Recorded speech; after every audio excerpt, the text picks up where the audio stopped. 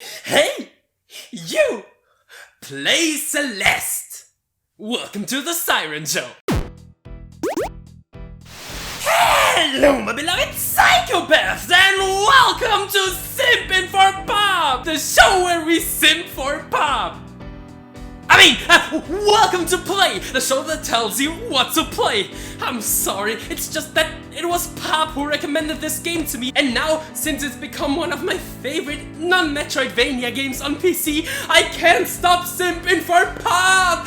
Hell yeah! Smash like if you wanna simp for Pop too! Or not, you can just smash like anyways. So, my name is Siron. This time I'm talking about Celeste, so strap in, grab your strawberries, and 3, 2, 1, go!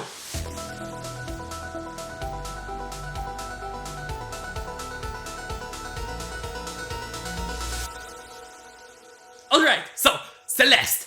Celeste is a game about anxiety and overcoming depression. No, wait, hold on. Celeste is a game where you climb Celeste Mountain while fighting your inner demons.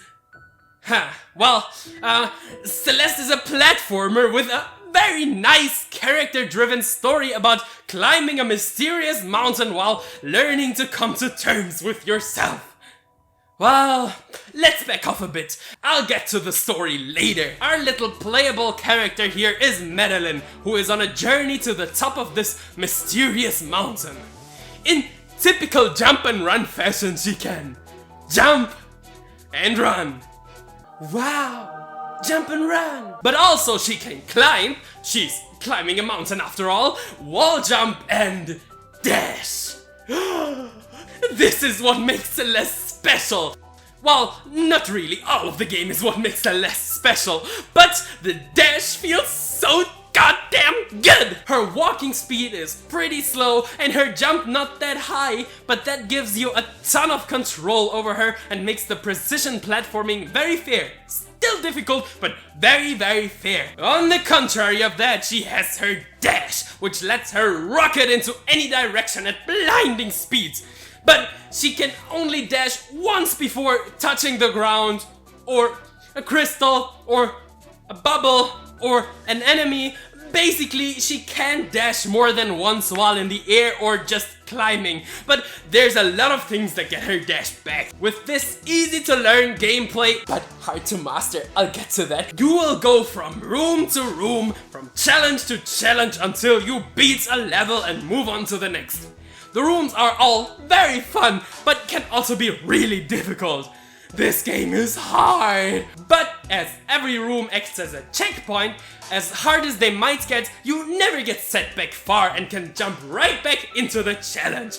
It lets you practice every room until you've mastered it. I actually think that, while it might seem difficult at first, the difficulty curve is actually really nice, and the further you get, the harder it might get, but also the better you become, so the difficulty is really manageable.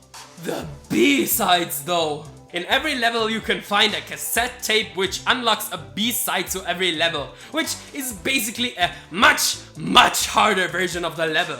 They're also completely optional, so don't worry your silly little gamer brain.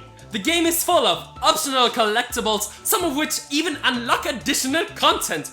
But yeah, I haven't finished all of that additional content cause it's hard. It's really hard, but even just with the main story, it never gets stale. Every level has a very unique theme, like an abandoned city, a haunted hotel, or an ancient temple.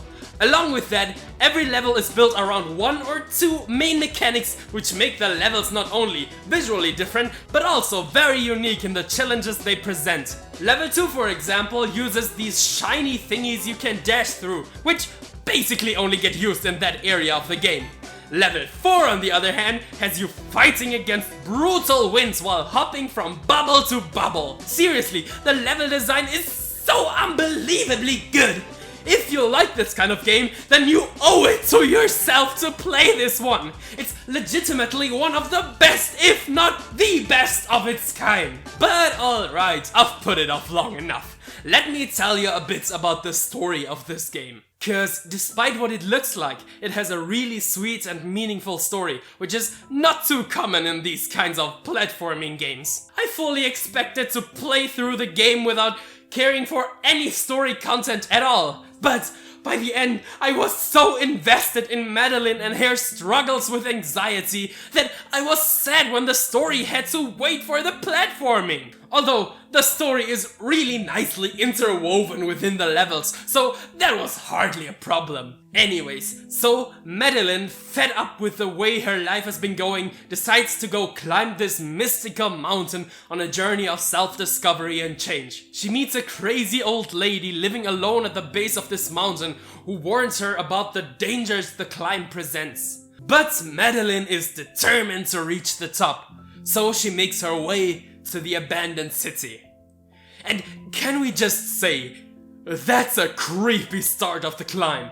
A whole city has been abandoned due to the dangers of the mountain? Damn! On her way through the city, she comes across another guy climbing the mountain. This is Theo. He is great. He's funny and chill, and first time I stumbled across him, I stayed for a while just talking to him cause he's such a lovable character. He will keep popping up, even helping Madeline in one of her panic attacks. But alas, she has to go back to the climb, leaving the city and its mysteries behind. And when she reaches the end of the chapter, she goes to sleep next to a memorial stone to all the people who have died on the climb. When she wakes up in the next chapter, she finds a mirror hidden away. Her reflection in it, a dark and twisted version of herself. And in that moment, the mirror shatters, and this darkness is set free. This being that the community seems to have named Madeline, which I find hilarious, is a part of her. Her bad side, her anger and fear, given form by the mountain. She tries to keep Madeline from pushing further, telling her she should give up before it's too late. She is malicious and actively sabotages Madeline at multiple points in the story. She's basically Celeste's version of our very own Mr. N! Too bad Mr. N has been murdered in the last video, which you should definitely check out, by the way. If not for the content, then for the overarching channel story. But Mr. N would have been a perfect tool to talk about Madeline. Very true. Check out my last video. So yeah, like Mr. N, Madeline is basically the antagonist of the game and a catalyst for a lot of character development in Madeline. There's a lot going on with her, but I don't want to spoil anymore. I love all of these characters. I love that we eventually find out that even Theo struggles with his own issues, though they're manifested very differently. But I'll leave that for you to explore for yourself.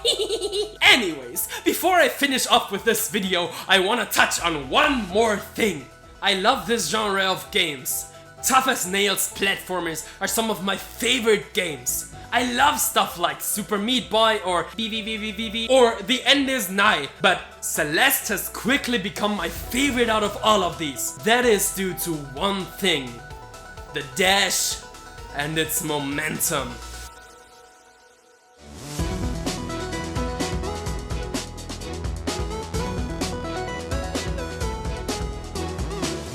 I always loved speeding through games. It feels good to get into that flow, building momentum and rush through the levels at a breakneck pace. Celeste can be a very slow and methodical game. The dash, however, has the potential to break the rhythm and make the game into a marvel of speed and fluidity. There's a lot of techniques that use the dash to build up speed and to dance through difficult sections with grace and ease. A friend of mine approached me with the idea of having a race through the game, and I have been obsessed with speedrunning it ever since. The game is great at a first time through, taking time to learn the mechanics, finding secrets and enjoying the story. But once I've had a taste of the joy of speeding through it, I couldn't put this game down. Racing against the time, mastering every part of the game more and more, finishing a run and looking at my time just makes me want to jump back into it and go for just one more run. The game just feels great to play fast. It was built for both slow and speedy in mind. I think the faster, the better you get. With every run, the game just becomes more and more fun. And even now, as I'm sitting here, making this video, a voice in the back of my mind is telling me, just one more run.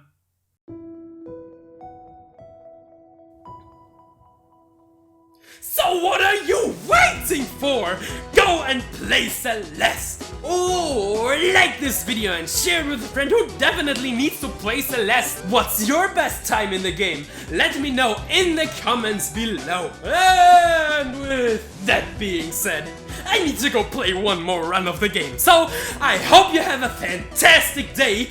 Don't forget that Celeste is our only hope, and smile, motherfucker!